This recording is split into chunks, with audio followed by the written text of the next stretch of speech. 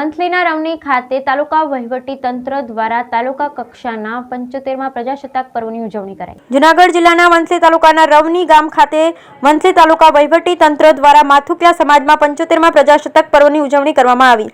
ધ્વજવંદન બાદ સ્કૂલની બાળાઓ દ્વારા વિવિધ સાંસ્કૃતિક કાર્યક્રમ રજૂ કર્યા, સાથે સાથે વૃક્ષારોપણ પણ આયોજન કરાયું।